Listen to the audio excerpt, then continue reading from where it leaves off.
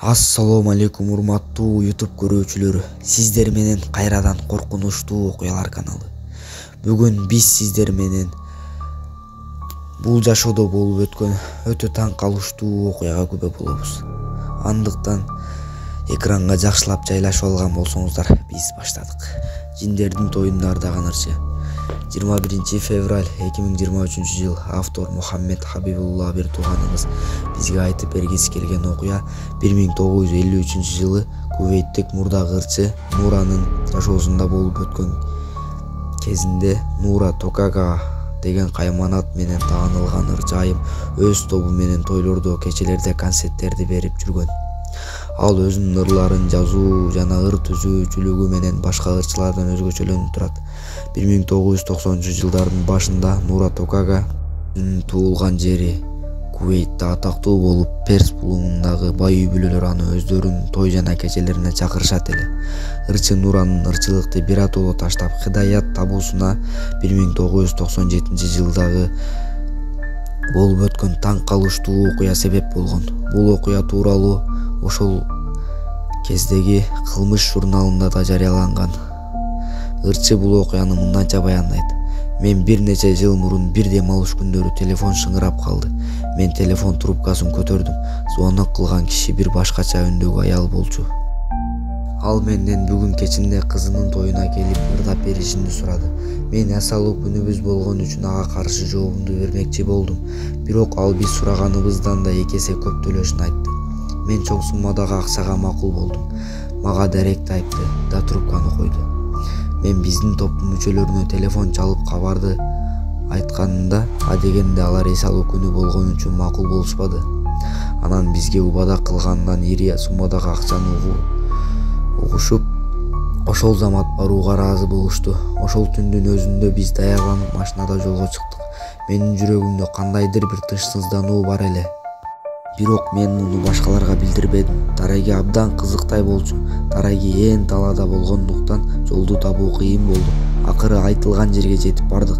Келген дареги биздин үй заңыраган, музыка коюлган адамдар өтө көп эле. Биз машинадан түшүп үйгө кирдик. Тойго келген коноктор башкача кийимчен. Телефондо мен сүйлөшкөн аял көрүшүү үчүн жаныма келди. Анын үнүнөн тааныдым. Мени кучактап бетимден өпкөндө анын териси таштай катуу экендигин сездим.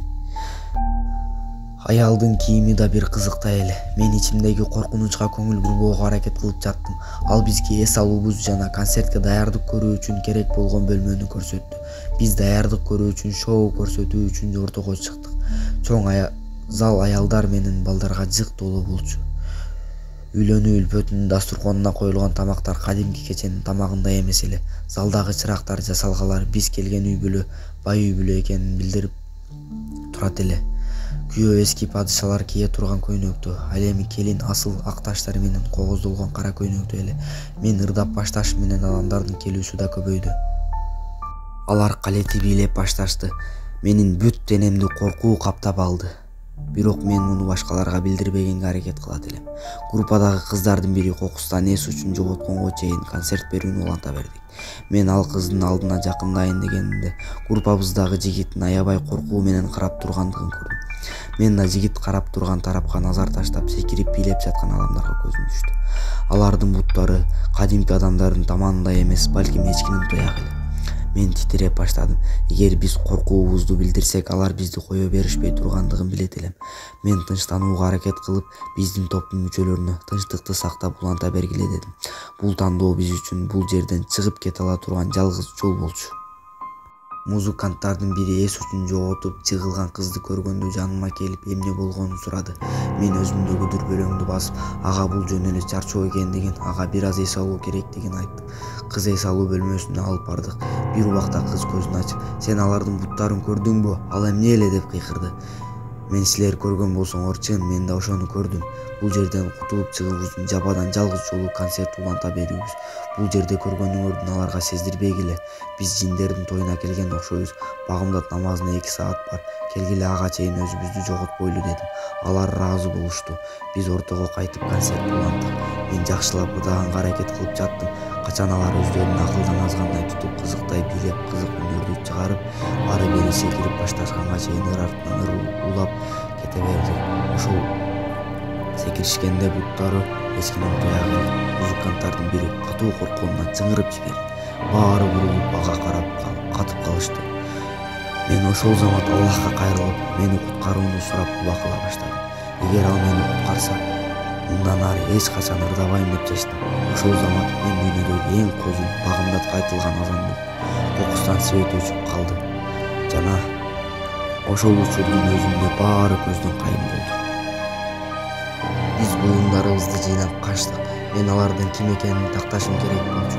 Мен бул жерге келгенимде чоочун үйгө мени курчап алган адаттан тыш инсандарга туш келдим. Мен өзүмдүн сезгендериме ишенишим керек эле. Жанагы аял менин бетимден өпкөндө анын бети таштай катуу болуп, адамдарына окшобойт эле. Бизге эс алуу бөлмөсүн көрсөткөндө ал жердеги эски жатчуу жайлар чаңжыт, бул жерде 100 жылдан бери эч ким болбогонун көрсөтүп турат эле. Алардын буттарын көргөнгө чейин жин экенине ишенгим келбеди. Биз алдыбыздан бир киши чыккыча токтобой чуркап качтык. Ал бизди тиктеп, биз аны тиктеп калдык.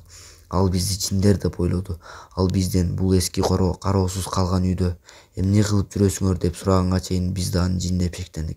Эмнеге мындай суроо берип жатканын түшүнбөй артыма бурулуп карасам, жаңы эле концерт койгон заңыраган үй ордуна таштандыга айланган эски үй турат.